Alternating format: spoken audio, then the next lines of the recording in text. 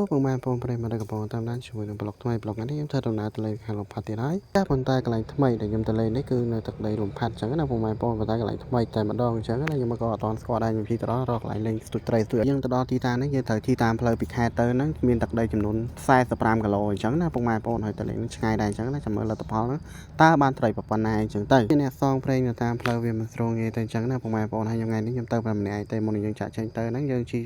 តាមផ្លូវជាតិហ្នឹងគឺបានមកដល់រង្វង់មួយយាយទូជ័យអញ្ចឹងណាបងប្អូនហើយនេះគឺជារង្វង់មួយក្រុងបន្លងខេត្តរតនគិរីអញ្ចឹងទៅអានេះគឺជារង្វង់មួយដែលជាគោលដៅមួយដែលយើងមកពីខាងភ្នំពេញអីយើងឃើញរង្វង់មួយអញ្ចឹងណាដំណើរអស់រយៈពេលយូរដែរយើងមកដល់ភ្នំកូនសេអញ្ចឹងណាបងប្អូនហើយអ្នកដែលគាត់រស់នៅខាងស្រុកលំផាត់អីចឹងប្រកាសជាស្គាល់នៅខេត្តរតនគិរីប្រកាសស្គាល់ភ្នំហ្នឹងអញ្ចឹងណាមុនយើងស្រុកលំផាត់ហ្នឹងត្រូវការឆ្លងភ្នំហ្នឹងសិនឲ្យមើលទស្សនវិជ្ជាស្រស់ស្អាតខ្លាំងមែនតើអញ្ចឹងណាអានេះគឺរដូវតាំងអញ្ចឹងណាបងប្អូនហើយប្លុកខ្ញុំមុនខ្ញុំធ្លាប់ថតពេលភ្លៀងអញ្ចឹងទៅគឺកន្លែងហ្នឹងគឺស្រស់ស្អាតមែនតើវាដោះភ្នំដោះអីអញ្ចឹងណាមើលទស្សនវិជ្ជាស្រស់ស្រកានៅតាមដងផ្លូវចលងដងភ្នំអីអញ្ចឹងណាបងប្អូនមើលទស្សនវិជ្ជាទៅគឺកប់សេរីខ្លាំងមែនតើស្រស់ស្អាតខ្លាំងមែនតើអញ្ចឹងបងប្អូនអាចមកលេងនៅខេត្តខ្ញុំបានដើម្បីឃើញទស្សនវិជ្ជាបែបនេះគឺកម្រមានណាខ្លាំងទស្សនវិជ្ជាវិញមើលតាមឈើខាងក្រោមទៅបងប្អូនភ្នំនេះខ្ពស់ដែរអញ្ចឹងណានេះគ្រាន់ជិះម៉ូតូទៅវាមើលទៅឃើញទៀបអញ្ចឹងទេប៉ុន្តែខ្ពស់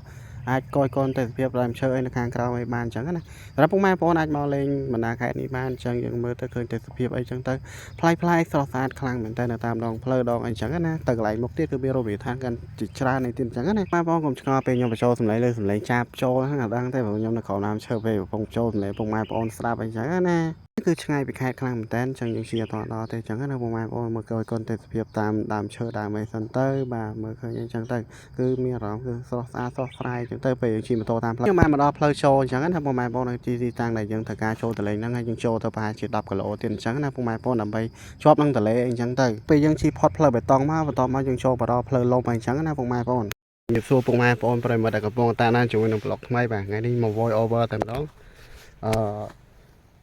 ខ្ញុំមកទឹកដីចាស់កន្លែងថ្មីបាទហើយនេះកន្លែងដែលខ្ញុំលេងគឺយើងស្ទូចត្រីហើយថ្ងៃនេះខ្ញុំមកម្នាក់ឯងទេដើម្បីថតវីដេអូទុកឲ្យពុកម៉ែបងប្អូនទស្សនាអញ្ចឹងណាព្រោះអត់សូវមានវីដេអូថតឲ្យពុកម៉ែបងប្អូនទស្សនាទេហើយមើលនេះតលេខាងក្រោយគឺតលេហើយខ្ញុំចាប់ដើមរៀបដងតែមួយទេទីទៀតគឺខ្ញុំធ្វើការស្ទូចដៃយ៉ាចាំជួបសកម្មភាពបន្តទៀតហត់ឲ្យឡើងទួលខ្ពស់ពេកយ៉ា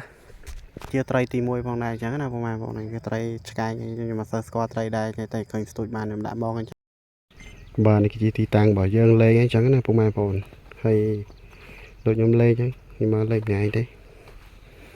ទស្សនភាព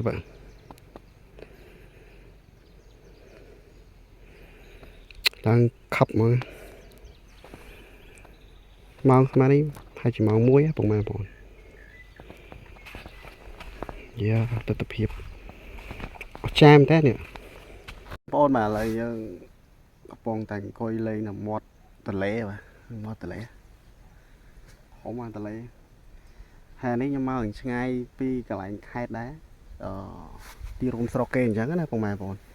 នៅកន្លែងស្ងាត់ស្ងប់ស្ងាត់ស្រួលបួលមើលណាឡើងទស្សនភាពឡើងកប់សេរីតែម្ដងបាទយើងចាំជួបគ្នាបន្តទៀតនៅសកម្មភាពផ្សេងអញ្ចឹងណាបងប្អូនយ៉ាលទ្ធផលដែលយើងស្ទូចបានអញ្ចឹងណាចប់មកអញ្ចឹងពួកខ្ញុំធ្វើការស្ទូចបានច្រើនមែនតើអញ្ចឹងបងប្អូនចាំជួបគ្នាប្លុកក្រោយតរយទៀតអញ្ចឹងណាបាយជំរាបលា